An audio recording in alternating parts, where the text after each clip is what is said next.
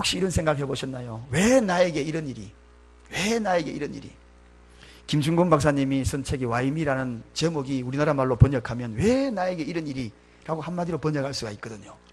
많은 사람이 왜 나에게 이런 일이? 그분이 37세에 정말 꿈을 이루고 교수가 되어서 할 때에 죽을 병에 걸려서 왜 나에게 이런 일이? 하고 경험하고 쓴 책이 바로 와임이라는 책입니다. 왜 나에게 이런 일이? 다른 사람도 아니고 왜 하필이면 나냐는 겁니다. 저도 그런 경험을 했어요. 저도 제 큰아들이 몇 번 간증을 했지만 죽을 병에 걸렸었지 않습니까? 혈소판 감소라는 일종의 혈액암에 걸려가지고 중학교를 못 넘길 겁니다 하는 그 의사의 이야기를 듣고 왜 나에게 이런 일이? 매주 가서 수혈을 하면서 왜 나에게 이런 일이? 그 아이의 얼굴을 쳐다보면서 왜 나에게 이런 일이? 그런 생각을 하면서 하나님을 원망하고, 때로는 하나님, 내가 하나님 앞에 최선을 다하고 나름대로 믿음대로 살려고 했고 봉사하려고 했는데 왜 나에게 우리 가정에 이런 일이? 이런 질문을 던지면서 아파했던 시간들이 있었습니다. 행여나 여러분들 가운데에서 이 자리에 계신 여러분들 중에서도 그런 생각을 갖고 계신 분 없습니까? 이번에 사실 아들이 이제 취업을 해가지고 있는 그 이제 교편 잡았던 그 자리, 처음으로 취직한 그 자리에 밤에 아무도 없는데 밤에 갔어요. 열쇠를 따고 가자 그래서 한번 가보자. 그래서 그 클래스에 가가지고 그 의자에 탁 앉는데요, 눈물이 핑 돌더라고요. 죽어였어야 될 아이가 이렇게 멀쩡하게 살아가지고 이제 직업을 잡고 모든 사람이 다 의사조차도 의학적으로도 죽는다 그랬는데, 그런데 이렇게 자리에 앉아있으니 제 마음이 얼마나 감동적이겠어요. 그거는 경험하지 않는 분은 참 모를 겁니다. 살아있다는 그 자체만으로도 너무 감사한 거예요. 그래서 거기에서 사진을 이리 찍고 요리 찍고 저리 찍고, 그래서 아들이 잡았던 분필자부터 제가 만져봤어요. 그 만져보고 하면서 영혼의 아름다움이 아이들에게도 좀 전해졌으면 좋겠다. 거기서 좀 기도도 같이 하고, 정말 이 클래스에서 공부한 아이들이 새로운 변화가 일어나고 도전이 일어나기를 간절한 마음으로 기도하고 하나님의 영광이 되기를 기도하고 그렇게 돌아왔어요. 돌아오니까 교장 선생님이 컴퓨터를 선물했대요. 아이고, 교장 선생님이 부모가 온 줄 알고 선물을 했어요. 얼마나 또 감사한지. 여러분, 그런데 그 당시에는 왜 나에게 이런 일이? 죽어야 될 그러한 몸부림치는 일들, 피를 토하고 온 방에 쓰러져 있는 이 모습을 내가 왜 나에게, 이런 경험을 하면서 아파했던 시간들이 있습니다. 이번에 가도 또 그런 장면을 목도했어요. 제가 잘 알고 또 가까이 지냈던 한 목사님이 그곳에서 주일 아침에 어느 교회에서 설교를 하고 딱 나오는 순간에 그 교회 담임 목사님이 저에게 그러는 거예요. 목사님, 왜요? 그 목사님 돌아가셨어요. 그러면 오늘 아침에 돌아가셨어요. 깜짝 놀랐어요. 젊은 목사님이고 나라를 너무나 사랑해서 태극기를 만들어가지고 3.1절 날 되면은 머리에 띠를 두르고 교민들에게 나라를 위해서 기도하십시다, 나라를 위해서, 그런 목사님이었거든. 그런데 그리고 제가 심우했던 그 교회하고 어울려가지고 수시로 축구, 친선 축구를 하면서 목이 터지라 나는 이쪽에서 응원하고 그분은 저쪽에서 응원하고 그냥 상황판 들고 다니면서 작전 막 짜고 막 그랬는데, 그분이 돌아가셨다. 그 어린 아이 남겨놓고 돌아가셨다. 너무나 가슴이 미어지는 겁니다. 뭐라고 말을 표현할 수. 왜 하나님, 그분 정말 열심히 목회하고 장래가 촉망되는 목사님인데 왜 그분에게 그런 일이?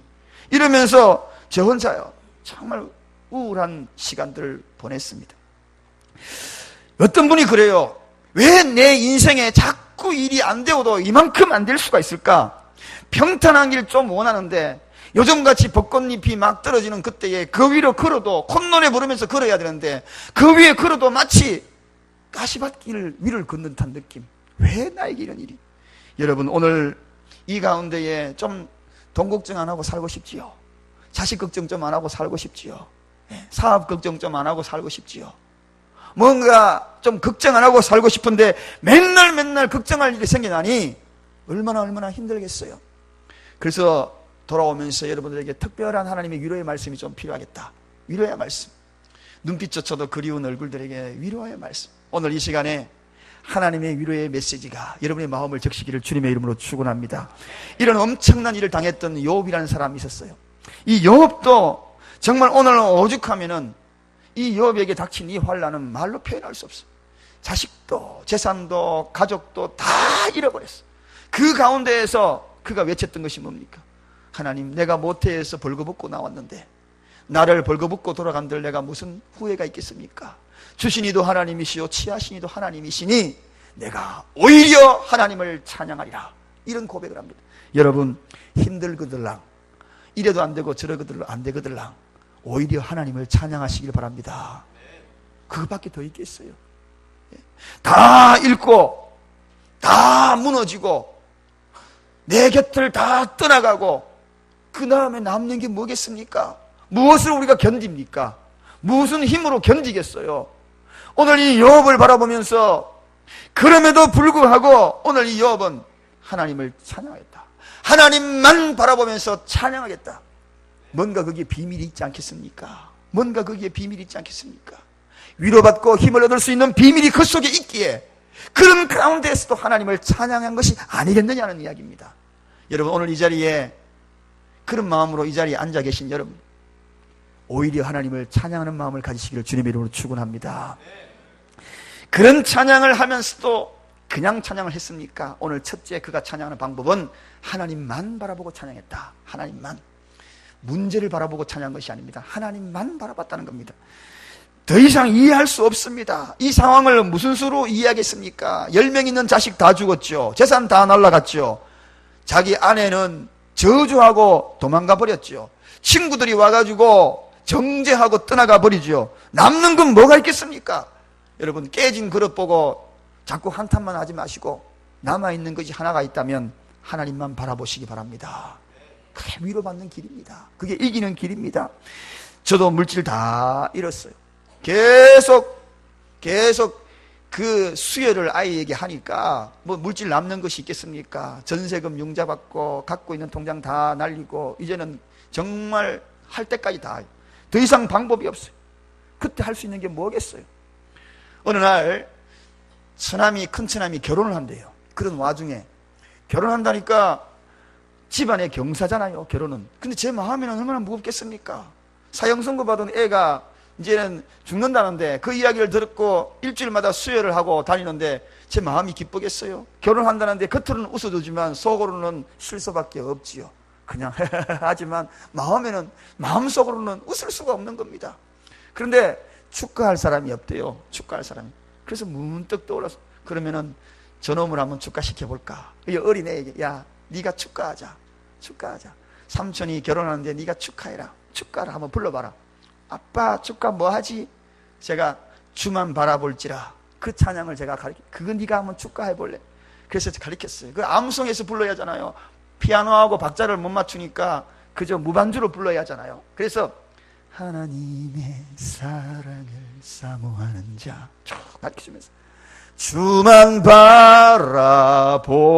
바라볼지라 그 찬양을 가르쳐줬어요. 그러니까 이 애가 축가를 부르면서 이제 다음엔 축가가 있습니다 하고 하는데 이 마이크 잡고 하나님의 사랑 그러면서 마지막에 주만 바라볼지라. 다른 사람은요 다 아이고 얘 잘한다 저는요 뒤에서 눈물을 훔쳤어요. 저놈이 저 찬양이 언제까지 부를 수 있을까? 언제까지 부를 수 있을까? 그때의 결혼식장에서 제가 훌쩍이면서 그 결혼 축가를 들었어요.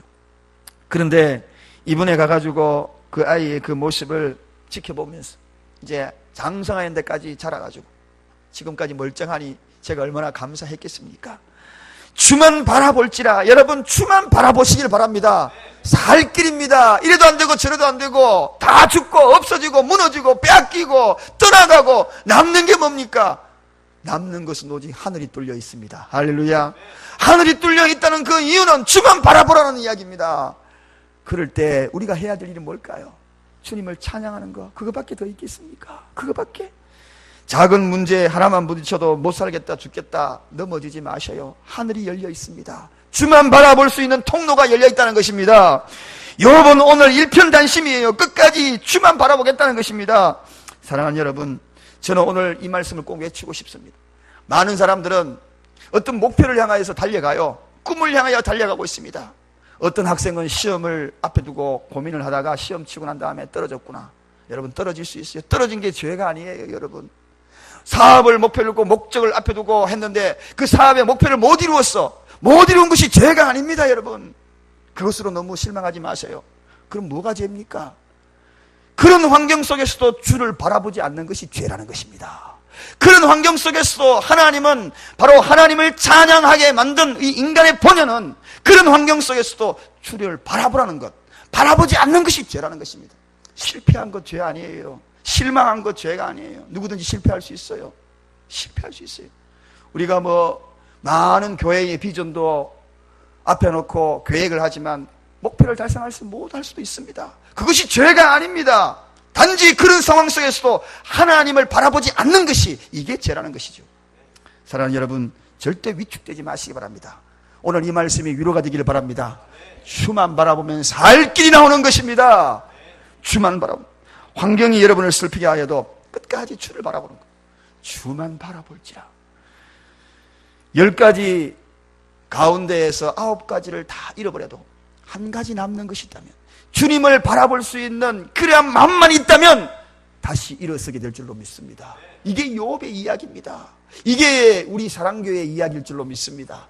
이게 여러분의 이야기일 줄로 믿습니다. 이게 하나님의 이야기입니다. 그의 이야기. 그래서 영어로는 그의 이야기를 역사라고 이야기합니다. His story. 이게 역사입니다. 그게 뭡니까? His, 그, story, 이야기. 하나님의 이야기가 여러분의 이야기고, 여러분의 이야기가 우리의 이야기고, 우리 사랑교회의 이야기. 할렐루야! 주만 바라보는 거. 욥은 이런 상황에도 주만 바라봤다. 목표 달성 안 되어도 주를 바라보는 것. 시험에 떨어져도, 사업에 실패해도, 사랑하는 가족이 내 곁을 떠나가도 주를 바라보는 것 잊지 마시기를 주님의 이름으로 축원합니다. 두 번째, 욥이 그럼에도 불구하고 그가 한 것이 있습니다. 이런 극한 상황에서 하나님을 의지했다는 것입니다. 의지했다. 의지하는 것이 뭐냐? 한마디로 믿음입니다. 솔직히 욥의 정황을 한번 보십시오. 가족적으로 실패했고, 물질적으로, 관계적으로, 육체적으로, 총체적으로 어려움을 당하고 있습니다. 그러가 이런 총체적인 어려움 속에서 한 것이 있다면 하나님을 의지했다는 겁니다. 하나님을 의지했다는 것. 여러분, 솔직히 말합니다. 여러분이 하나님 이외에 제일 의지하고 싶은 데가 어디입니까? 어디입니까? 이 의지란 말을 다른 말로 이야기하면 제일 위로받고 싶은 장소가 어디입니까? 하나님은 제일 위로받은 장소를 두 곳을 지정해 주셨어요. 그래서 두 곳을 만드셨어요. 직접. 어디를? 가정을. 어디를? 따라하십시오. 어디를? 여러분, 또 두 번째 하나님이 직접 만드셨어요. 어디를? 교회를. 여러분, 가정과 교회는 최고의 위로의 장소가 되어야 합니다. 이 욥이 모든 것을 잃어도 제일 정신적인 고통이 뭐냐? 가정에서 위로를 못 받았어요. 교회에서 위로 못 받았어요. 교회, 그러니까 그 당시에 교회가 어디 있었느냐? 아니에요. 그 당시에 욥의 세 친구를 보면 그 사람들은 전부 하나님을 믿는 자들인 것을 우리가 성경을 읽어보면 압니다. 그들이 하나님을 믿는 자들의 모임이 뭡니까? 그게 교회잖아요. 한마디로 욥은 가정에서, 가장 위로받아야 될 가정에서 버림을 받았어요. 위로는커녕 정죄를 받았습니다. 여러분, 조금 못해도 위로하는 가정이 되시기를 주님의 이름으로 축원합니다. 가정에 돌아와가지고 서로 일하고 돌아와가지고 밤새도록 싸우고 눈이 충혈된 상태에서 다음에 출근한 말 납니까, 여러분? 오늘 이 욥이 이런 것들 다 경험하니까 욥의 아내가 뭐라 그럽니까? 당신이나 잘 믿는 하나님 저주하고 죽어라 하면서 도망가 버리지 않습니까? 이런 여자하고 살지 마시길 바랍니다. 또 반대로 그런 남자하고도 살지 마시기 바랍니다. 당신이 잘 믿는, 아니죠. 여러분, 하나님, 그 하나님, 오늘 이 욥 보십시오. 가족마저도 버렸습니다. 가족이 버렸어요. 가장 위로받을 가족. 여러분의 가정은 이런 가정 되지 말기를 바랍니다. 실패하고 넘어지고 악취가 나고 질병에 걸려 쓰러지더라도 어디 우리 봉사부에서 요양원에 가가지고 이 봉사활동을 했습니다. 같이 갔는데 이제 한참 찬양이 되고 할 그때 제가 병실 한번 쭉 가봤어요. 한 분이 이렇게 했는데 기도 한번 하자. 그분의 손을 잡고 기도를 같이 했어요. 근데 아멘 하더라고요. 아멘. 얼마나 감사했는지. 아멘. 여러분, 세상의 모든 장소에서 위로해 줄 수 있는 것은 하나님 안에서, 주님 안에서 누리는 한 가족처럼 느끼는, 예수 안에 한 가족만큼 누릴 수 있는 그것은 뭐냐? 위로의 관계입니다. 모르는 자들이라도 위로할 수 있다는 것입니다. 믿으십니까, 여러분? 오늘 이 욥은 거기에서 완전히 실패자입니다. 가정에서 위로 못 받았어요. 정신적으로 가장 큰 고통일 겁니다. 교회, 그렇습니다. 이 교회가 어떤 곳입니까? 예수 그리스도가 핏값으로 산 장소라 그랬습니다. 오늘날 이 핏값으로 사준 이 장소에서, 교회 속에서 정죄하고 교회 속에서 서로를 미워하고, 아니에요. 이 자리는 위로의 장소입니다. 믿으시길 바랍니다. 오늘 욥은 이 교회에서 위로를 못 받았어요. 믿는 친구들에게 위로는커녕 정죄함을 받았습니다. 오히려 네가 예수 잘 믿는다더니 그 모양 그 꼴이냐고. 얼마나 실망스럽겠습니까? 우리 교회는 이러지 마십시다. 누군가가 쓰러지고 낙심하고 하면 손잡아주고 붙들어주고 기도해주고 어깨 두들겨주고 위로하는 위로의 공동체가 되기를 주님의 이름으로 축원합니다. 그게 교회지요. 그게 교회지. 그게 가정이지요. 그게 가정이지. 여러분, 오늘 이 욥은 모든 것이 다 하니까 유일하게 남은 것이 있습니다. 뭡니까? 누구에게 의지해? 하나님밖에 없는 하나님. 세상에서 위로 못 받고 가정에서도 위로 못 받고 행여나 여러분 교회에서도 위로를 못 받으셨다면 하나님께 위로받고 하나님을 의지하시기를 주님의 이름으로 축원합니다. 하나님을 의지하시기 바랍니다. 말할 수 없는 위로가 다가갈 것입니다. 내가 기댈 수 있고 가장 든든히 기댈 수 있는 그분에게 의지하십시오. 욥은 오늘 실망스러운 일들이 주변에 펼쳐질 때마다 그는 오히려 더 하나님께 의지했습니다. 더 기댔습니다. 당연히 위로해 줘야 될 모든 사람들이 다 떠나가는 그 공간에서 하나님을 의지했다는 것입니다. 여러분, 교회를 통하여 실망하는 것, 여러분 실망하는 것 죄가 아니에요. 가족을 통하여 실망하는 것 죄가 아닙니다. 그럼 뭐가 죄입니까? 그런 가운데 하나님을 의지하지 않는 것이 죄입니다, 여러분. 그런 가운데 하나님을 의지하지 않는 것이 죄라는 이야기입니다. 가족을 때문에 실망하고 교회 때문에 실망하지만 결과적으로 내가 하나님을 의지하지 않는 것이 죄라는 것, 그것이 죄지. 실망할 수 있지요, 누구든지. 욥이 이러한 상황에서 하나님을 의지하니까 정금처럼 나온 겁니다. 이 의지가 바로 믿음인 것입니다. 실패의 자리, 고통의 자리, 아픔의 자리, 그러한 가운데서도 하나님을 의지할 때에 그가 정금처럼, 진정으로 정금처럼 나오는 욥이 되었다는 것. 오늘 여러분 혼자 예수 믿는 분 계시죠? 남편 안 믿고 아니면 남편만 믿고 그럴 때에 좀 집안이 안 되면은 듣는 소리가 뭡니까? 당신 예수 잘 믿더니 왜 이래 집안이 안 돼? 왜 우리 애가 아파? 뭐 어떻게? 이렇게 이야기할 때마다 하나님을 의지하시길 주님의 이름으로 축원합니다. 그런 이야기 들려올 때마다 욥처럼. 세 번째입니다. 이 욥은 그럼에도 불구하고 끝까지 인내하는 것을 보게 됩니다. 여러분, 해석을 잘 해야 합니다. 어떤 일이 나에게 닥칠 때에 해석을 잘하는 사람은 승리자가 될 수 있어요. 예수님은 참 해석을 잘하시는 분이에요. 우리 인생의 죄악된 모습을 가만히 지켜보시면서 그 죄를 무엇으로 해석한지 아십니까? 반드시 하나님께 돌아와서 심판의 자리에 우리를 부르는 것이 아니라 자비의 자리, 긍휼의 자리로 우리를 부르면서 그 자리에 앉을 것으로 해석하고 있습니다. 내가 탕자의 모습으로 뛰어다니고 한다 할지라도 하나님은, 예수님은 어떻게 해석하십니까? 언젠가는 돌아오겠지, 주님의 품으로 돌아오겠지. 이게 예수님의 해석의 방법이에요. 내가 지금 실패하고 쓰러져 있다 할지라도 우리 예수님의 해석의 방법은, 그래, 실패하더라도 다시 일어설 거야, 이렇게 해석을 합니다. 그래서 인내하고 나아가면 반드시 일어설 수 있다는 것을 확신시켜주면서 해석하시는 분이 우리 예수님이세요. 오늘 여러분, 그래서 우리에게는 절대적으로 인내가 필요합니다. 참고 견디는 것, 10년을 참고 20년을 참고, 그럼에도 불구하고 여전히 하나님 앞에 기도하면서 눈물방울 흘리면서 하나님 하고 엎드리는 그 자가 진정한 믿음의 소유자가 아닙니까? 해석을 달리하고 있지요. 언젠가는 저 인간이 돌아올 거야. 언젠가는 하나님 앞에 무릎을 꿇을 거야. 지금은 아니더라도 하나님께서 반드시 그 영혼을 받을 거야. 그러면서 해석을 달리하고, 그러면서 기다려주는 그 인내심, 이게 바로 욥이었습니다. 그럼에도 불구하고 욥은 반드시 하나님이 함께 하실 거야, 하나님이 역사하실 거야, 하나님이 나를 향하여서 긍휼의 눈으로 지켜보시면서 긍휼을 베푸실 거야, 끝까지 인내하는 것, 이게 믿음이지요. 다니엘이 그런 믿음이 아니었습니까? 그리 아니하실지라도 나는 하나님을 포기할 수 없습니다. 욥은 심지어는 내가 죽은 다음이라도 하나님이 나에게 응답하실 것을 내가 기대하니 가슴이 설레인다, 이렇게 고백을 합니다. 여러분, 얼마나 멋진 고백입니까? 이 땅에서 응답이 이루어지지 아니한다 할지라도 내가 죽은 다음이라도 하나님이 응답 주실 것을 생각하니까 가슴이 설레인다. 할렐루야. 이 믿음이 인내의 믿음입니다. 인내는 하나님이 응답하여 주지 않더라도 그것을 믿음으로 수용할 수 있는 것이 진정한 인내입니다. 지금 응답이 안 일어나도 하나님을 바라보면서 그것을 수용할 수 있는 그게 진짜 믿음이라는 이야기입니다. 예수님이 이 모습을 보여주셨죠. 겟세마네 동산에서 기도하실 때에 정말 땀방울이 핏방울처럼 떨어졌습니다. 그럼에도 불구하고 하나님이 침묵입니다. 특별한 응답이 없으셨어요. 그럼에도 불구하고 예수님은 그 침묵의 기도를 수용합니다. 하나님이 응답해 주지 않더라도 내가 아버지 뜻대로 하겠습니다. 또 마지막 십자가상에서 그분이 하신 일이 뭡니까? 절규를 했어요. 절규했음에도 불구하고 하나님은 침묵하셨어요. 그 침묵을 수용합니다. 그러면서 그가 한 이야기 뭡니까? 내 영혼을 아버지께 맡깁니다. 그렇게 해요.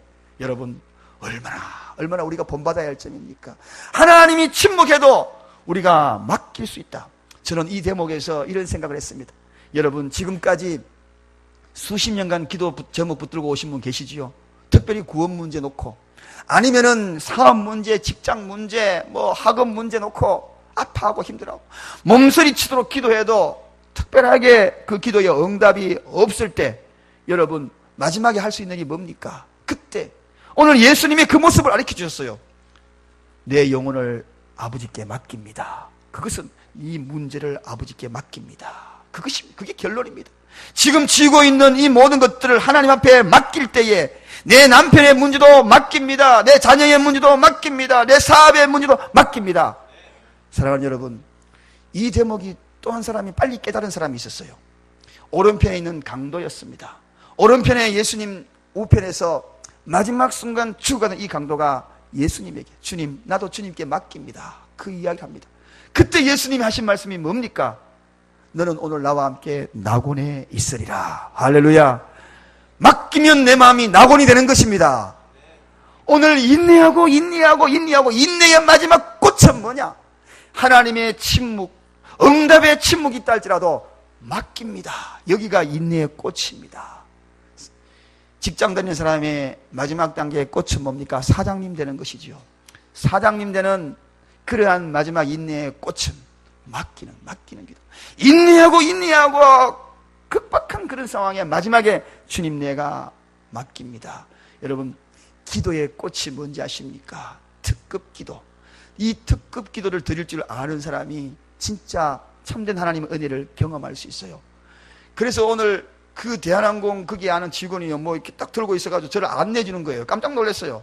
그게 취업한, 아까 제가 말씀드린 그 청년이 거기에 취업해가지고 제가 이름도 알려줬는데 떡 해가지고 팻말떡 들고 가지고 제 이름하고 제 아내 이름이 거기 나올 줄 꿈에도 생각 못했죠.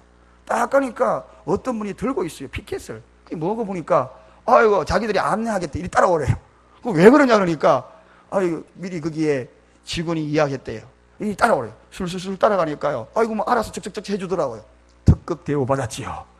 여러분, 기도도 특급 기도가 있어요. 이러한 때에, 이렇게 어려운 때에 마지막 단계까지 인내하면서 하나님 앞에 송두리치 맡길 때에 이게 특급 기도입니다. 특급 기도예요. 죽음이 임박해가지고 그 기도 제목이 응답되어지지 않았을 때, 마지막 내가 숨을 헐떡일 때도 그때 할 기도가 뭡니까? 하나님, 내 영혼을 맡깁니다. 그러면 주님이 너는 오늘 나와 함께 낙원에 있으리라. 살아서 멀쩡하게 모든 문제 가지고 너무나 힘든 시간을 보낼 때에 하나님, 이제는 안 됩니다. 이제는 내가 내 힘으로 감당할 수 없습니다. 인내하고 입술을 깨물었습니다. 주님께 맡깁니다. 그 순간에 너는 네 마음이 낙원이 되리라. 할렐루야. 오늘 이 시간 여러분의 마음이 낙원이 되기를 바랍니다. 그럼에도 불구하고 인내하고 마지막 주님이 가르쳐준 이 기도를 들어갈 때에 낙원의 놀라운 은혜를 경험하기를 주님의 이름으로 축원합니다. 사랑하는 여러분, 제가 서두에 김충근 박사의 이야기를 했습니다. 왜 나에게 이런 일이? 이분은 그가 모든 삶을 치유받고 그리고 난 다음에 그 이후에 그가 한 일들이 있습니다. 무슨 일을 했는가? 350만 마일. 이거는 천문학적인 거리입니다. 350만 마일. 우리나라 키로수로 따지면 대략적으로 한 500만 킬로에서 550만 킬로. 그러면은 가히 얼만큼은 서울 부산 간이 500킬로인데 500만이니까 어마어마한 먼 거리죠. 이 거리를 날아다니면서 복음을 전하고 간증을 하고 수없는 일들을 합니다. 또 뿐만 아니라 미국 350개 대학을 포함하여서 젊은이들에게 복음을 전하는 그 일들을 감당하고 있어요. 자마라는 그러한 복음을 전하는 선교단체를 세웁니다. 자마라는 뜻은 제자는 지저스, 예수라는 약자요. 그리고 A는 awaken이라는 뜻입니다. 일어나라, 깨어나라, 그런 뜻입니다. 그 다음에 M은 movement입니다. 운동이라는 뜻이에요. 그 다음에 A는 America All Nations라는 뜻입니다. 이 말은 온 민족, 미국에 있는 모든 민족들, 연합된 민족 모두가 다 일어나 깨어나라 하는 그런 의미를 가지고 있는 선교단체예요. 그래서 이 선교단체가 한 번 집회하면 2,500명씩 3,000명을 육박하는 많은 학생들이 몰려와가지고 하나님의 이름을 부르고 찬양하고 기도하고 비전을 찾고 자리에 앉았던 이들이 일어나가지고 꿈을 찾는 그러한 선교단체죠. 제 두 아들도 미국에 있을 때 여기에 3박 4일 동안 하는데 거기에 보냈어요. 보내가지고 훈련 좀 받고 오라고. 보냈더니 많은 아이들 다 보냈어요. 젊은이들, 청년들 다 가라고. 학생들 다 가라고. 여러분, 뿐만 아니라 지금도 장로님 직분으로서 이 일들을 청교도 신앙을 심어가는 놀라운 일을 하고 있습니다. 제가 이 말씀으로 마지막 결론을 내리는 이유가 있습니다. 여러분, 우리의 인생과 상황에 왜 나에게 이런 일이, 이것으로 불평과 원망, 오늘 욥을 보십시오. 그것으로 인하여 불평과 원망을 하지 않았다는 겁니다. 뭐 했습니까? 그럼 오히려 하나님을 찬양했더라. 오히려 이런 자들에게, 그럼에도 불구하고 하나님을 바라보는 자들에게, 그럼에도 불구하고 하나님을 의지하는 자들에게, 그럼에도 불구하고 끝까지 인내하는 자들에게 새로운 하나님의 길들, 새로운 장들이 열려지는 것을 보게 되더라는 것입니다. 하나님이 우리를 불러주셨다면 그 부름은 틀림없이 의미 없는 부름이 아닙니다. 분명히 의미 있는 부름으로 저와 여러분을 부르신 거예요. 그러면은 끝까지 인내하면서 그분을 바라보는 것이 우리가 해야 될 일입니다. 끝까지 그분을 의지하는 것이 우리가 해야 될 일.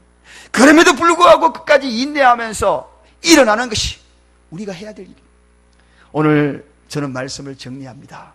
오늘 이 가운데 행여나 왜 나에게 이런 일이, 우리 가정에 왜 이런 일이, 이것이 다가오는 것으로 죄책감을 가지지 마세요. 여러분들을 하나님이 벌 주려고 하는 것이 아닙니다. 그것이 죄가 아니에요. 죄의 결과가 아니에요. 욥을 보면서 느낍니다. 우리 교회도 보면 신앙생활 잘해요. 그런데 너무 지질이 힘들어, 고통스러워. 그게 죄가 아니에요. 이제는 눈물을 닦으세요. 일어나시기를 주님의 이름으로 축원합니다. 그럼에도 불구하고 하나님을 끝까지 바라보셔요. 의지하셔요. 그리고 끝까지 인내하셔요. 주님이 여러분의 놀라운 게 정금처럼 나오는 은혜가 기다리고 계실 줄로 믿습니다. 기도하겠습니다.